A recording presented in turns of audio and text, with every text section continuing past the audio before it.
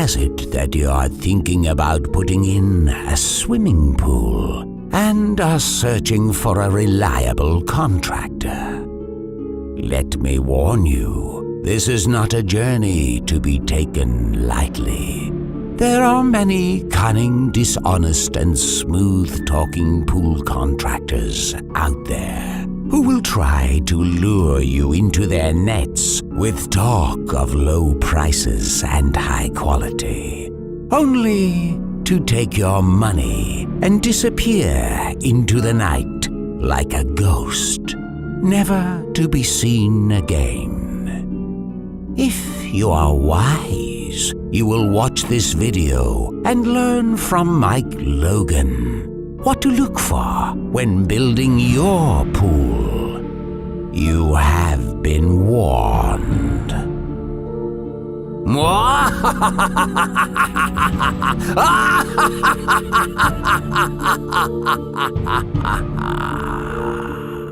Hi, I'm Mike Logan, president of Logan Pools.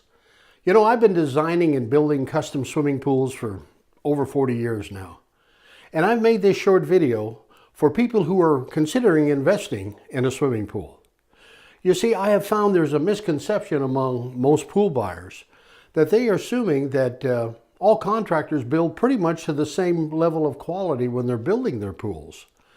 After all, don't we all have to get building permits, and aren't all the pools inspected as they're being built by the city and county building officials? So that's what most people are relying on. But nothing could be further from the truth. You see, these building officials, most of them are overworked and underpaid, and they're not really out there to inspect to make sure you're getting a quality job. They're out there mainly to inspect and make sure that nobody's going to get hurt. You know, that it won't be electrocuted, and make sure the gates and the fences are up and the alarms are on the house for the pool. They're really not out there checking for quality features. And most of the building codes are so lax that if you're relying upon them to get a good pool, you're not, I hate to disappoint you, but you're not going to get a good pool. But this short video shows you some bad examples of swimming pool construction. Unfortunately, these things happen almost on a daily basis in the pool industry.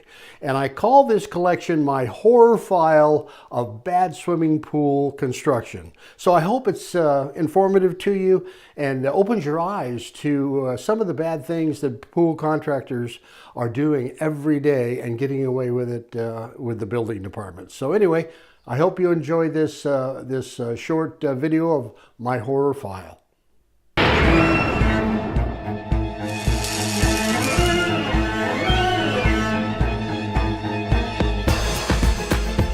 These are forms that have been put in place to pour concrete steps around a pool. Also the concrete decking. But you'll notice the rebar is setting directly on the ground. There's no dolbies underneath it.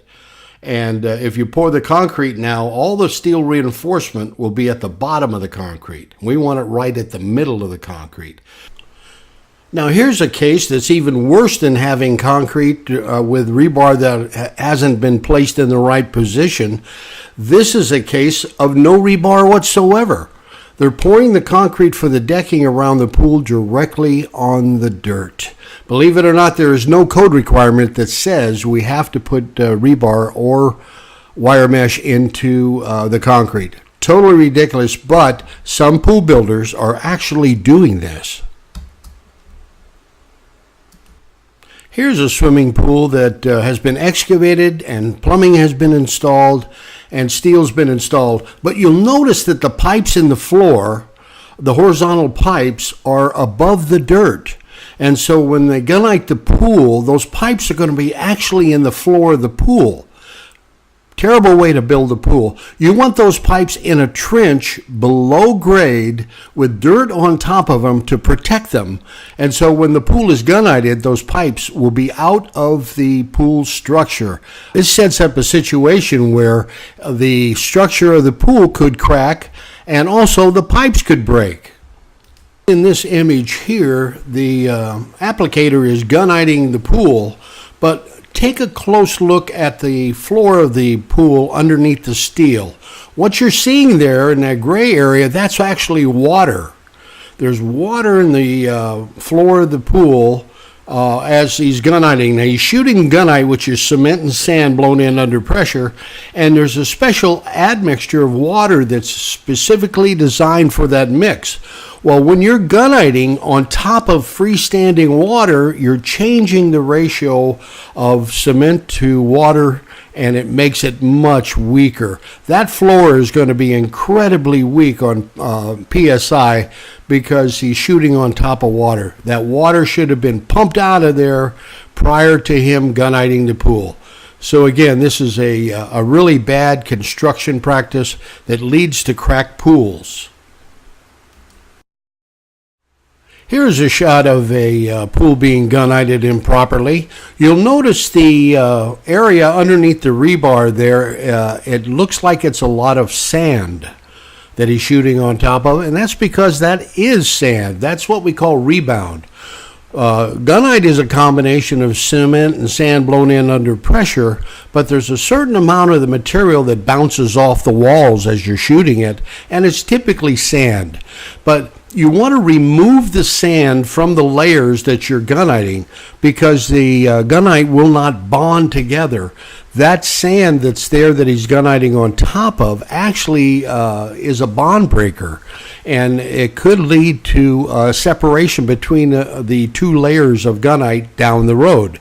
Pool cracking, in other words, or at least some of the layers chipping off. So all of that sand should have been, at the minimal, brushed off. Ideally, there's a additional worker there with an air hose that blows that rebound sand off prior to putting on the last coat of gunite. So this is a sample of improperly applied gunite.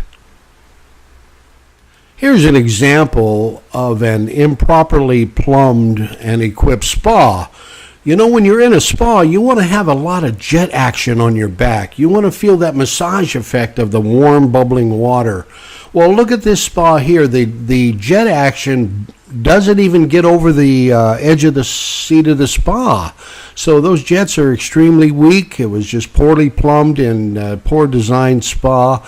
And this is why you need to rely upon a pool builder that knows how to build proper hydrology systems.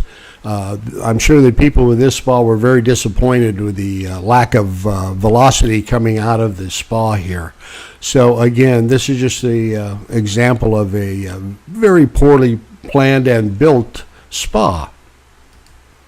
Here is a prime example of poor workmanship.